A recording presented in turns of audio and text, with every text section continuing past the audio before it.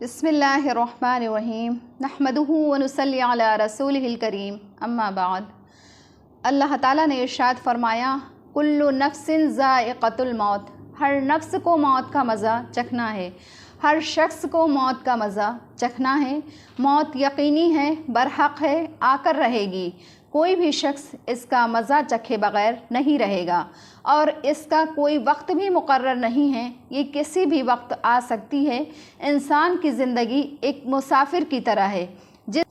जिस तरह से एक मुसाफिर अपने सामान की तैयारी के साथ इंतज़ार में बैठता है कि पता नहीं ट्रेन किस वक्त आ जाए और जाना पड़े, हर वक्त वो ट्रेन के आने का इंतज़ार करता रहता है।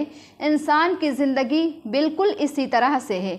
उसे भी हर वक्त नेक आमाल करते रहना चाहिए और अल्लाह से डरते रहना चाहिए। पता नहीं ज़िंदगी का ये सफ़र कब पूरा हो जाए और फिर वक्त हाथ से निकल जाए, इसलिए हर वक्त तैयारी करके रखना चाहिए। दुनियावी सामान पर फ़ख्र करना तुमको आखिरत से गाफिल किए रखता है, यहाँ तक कि तुम कब्रिस्तान में पहुँच जाते हो। दुनिया की चीज़ें ये काबिल फ़ख्र नहीं हैं, उनसे बहुत ज़्यादा दिल लगाने से इंसान आखिरत से बेपरवाह हो जाता है, आखिरत से गाफिल हो जाता है। दुनियावी चीज़ों को सिर्फ़ इतनी ही तरजीह देनी चाहिए जितनी उसको ज़रूरत हो।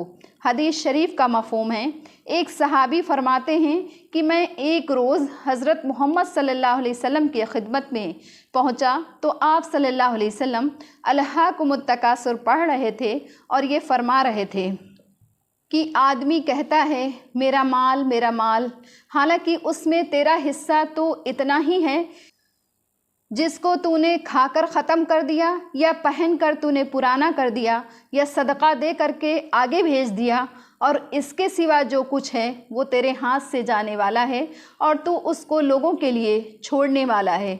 इमाम बुखारी ने हज़रत अनस रज़ियल्लाहु अन्हु से रवायत किया है कि रसूल अकरम सल्लल्लाहु अलैहि वसल्लम ने इरशाद फरमाया, अगर औलाद आदम के लिए एक वादी सोने से भरी हुई मौजूद हो तो वो उस पर सब्र नहीं करेगा, बल्कि ये चाहेगा कि ऐसी दो वादियाँ उसकी हो जाएं और उसके मुंह को तो कब्र की मिट्टी के सिवा कोई चीज़ भर नहीं सकती। और अल्लाह उस शख्स की तौबा कबूल करता है जो उसकी तरफ रुजू करे, जो उसकी तरफ मुतवज्जा हो। एक और हदीस है, रसूल अकरम सल्लल्लाहु अलैहि वसल्लम ने इरशाद फरमाया कि महशर में कोई आदमी अपनी जगह से उस वक्त तक हटने ना पाएगा, उस वक्त तक सरकने ना पाएगा जब तक 5 सवालों का जवाब उससे ना लिया जाए। नंबर 1 कि उसने अपनी उम्र को किन कामों में लगाया। नंबर 2 उसने अपनी जवानी की ताकत किन कामों में खर्च किया। नंबर 3 जो माल उसने हासिल किया वो किस किस तरीक़े से उसने हासिल किया, जायज़ तरीक़े से किया या नाजायज़ तरीक़े से। चौथे ये कि उस माल को उसने कहाँ कहाँ ख़र्च किया। और 5वें ये कि जो इल्म अल्लाह ताला ने उसको दिया था उस पर उसने कितना अमल किया। और इमाम तफसीर मुजाहिद रहमतुल्लाह अलैह ने फरमाया कि क़यामत में ये सवाल दुनिया की हर लज्जत के मुताल्लिक़ होगा, ख्वाह उसका ताल्लुक़ खाने पीने से हो या लिबास से हो और मकान से हो या बीवी से हो और औलाद से हो या हुकूमत और इज़्ज़त से हो। कुर्तुबी रहमतुल्लाह अलैह ने फरमाया ये बिल्कुल दुरुस्त है। अल्लाह हम सबको नेक आमाल करने की तौफ़ीक़ अता फ़रमाए और आखिरत की फ़िक्र करने वाला बनाए। आमीन सम्मा आमीन।